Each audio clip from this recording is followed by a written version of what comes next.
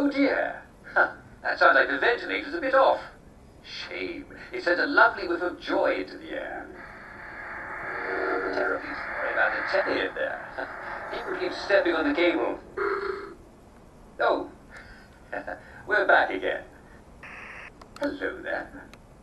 You must be the winner of the Uncle Jack Fan Club's Get to Know Jack contest. At least I hope you are. Well, the bobbies at the front door have been very sloppy indeed. As you know, I'm Uncle Jack, and I'm always happy to meet my fans, especially if they can help me. Over on your right, you'll see the news feeding machine. That's how you feed me the news stories I'm supposed to read. To your right. Your right. You'll see 3 news stories to choose from. Do try to give me a happy one, won't you? Sometimes the writers get a little mischievous. You can only feed me news after I finish reading the preview story. The machine will light up to tell you when to send me more. Isn't technology wonderful? You'll have to wait for me to finish the story I'm reading before you send me another one. You wouldn't want me to get muddled, would you? No, of course not. Oh, splendid. I'm sure you'll do a smashing job producing my show today. Just remember that we only want to see good news. Fortunately, all the news in Wellington World is good. Here we go. On in 5, 4, 3...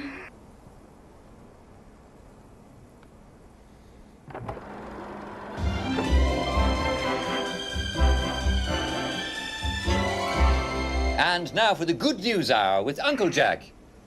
That's me, Jack Worthing. I'll give you all the good news you need to start your day with a smile. Some people have noticed that the happier they get, the less they can do. If this is you, not to worry. You're just overdosing on joy. When you've had a little too much joy, about all you can really do is laugh and skip and run and play and wait till your joy comes down to a normal level. In the meantime, enjoy the pink chimney smoke and the lovely music that alarms make when they go off. And the jolly laughs that the bobbies make when they're protecting us from downers.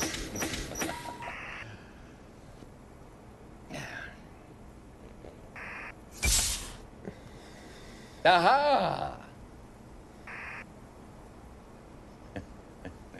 We have a lost and found announcement today. Miss Letitia Prism has lost a handbag.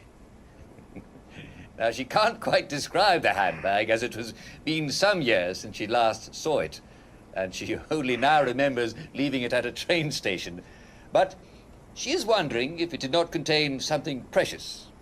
Now, if you should see such a handbag, please return it to Miss Prism at Thomasina House. I'm sure those lovely ladies will treat you all to a nice cup of tea.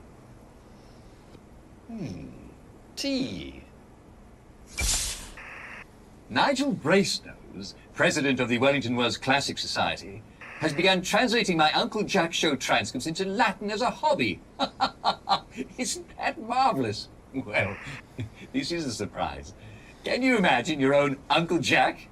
That's me, speaking like Julius Caesar. It can be a bit of a sticky wicket, says Bracenose, as some English expressions don't have counterparts in the language of Cicero. Walter Merton, the Society's treasurer, has decided to join the fun. He's translating my show's transcripts into classical Greek. Well, since no one else in the village knows either Latin or Greek, this is indeed a labor of love.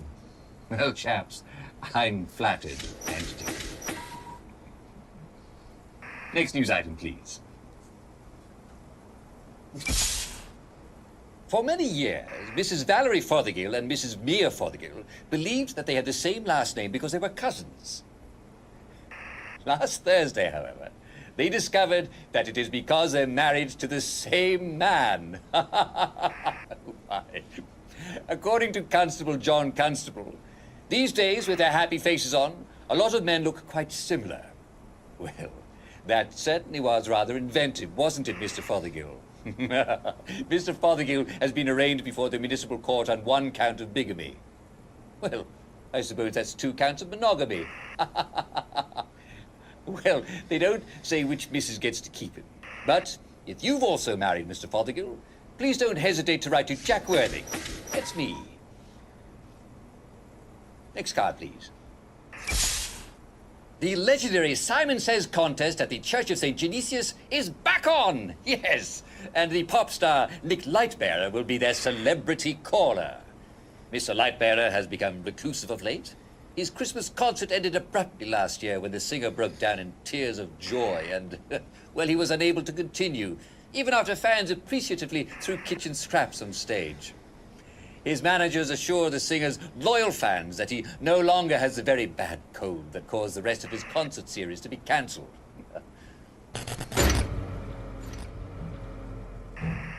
Oh, well, we seem to have had a bit of a blackout. The boys in the electrical room had a bit too much joy again, I'll wager. Well, I'm afraid we've come to the end of our time. I sincerely hope you all appreciate the fantastic job our producer has done.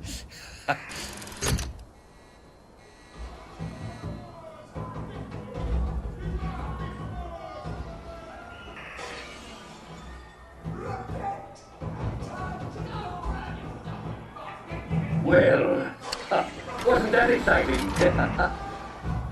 I do wish you could be here, dear viewers. It looks like somebody's having a party in the visitors' gallery. There are so many happy, excited people there. So many. Perhaps somebody ought to check in and, make sure that they're not breaking anything. People tend to get carried away sometimes, don't they? Do you know what makes a party even better? Why, joy, of course. Yes, I bet we'd all have an even better time if somebody would just flood the visitors' gallery with joy, right? You can never be too careful. What's the room? It's nice to hear that lovely joy gasp hissing through that way. All the way to the shore. Now we'll be under your smile. No one really wants that little sight. Be afraid all you gotta do is run. Cause when we were young, we just a child and we start to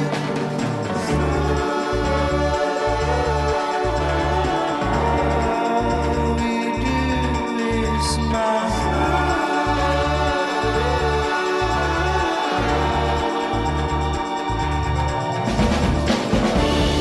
Let's try a strange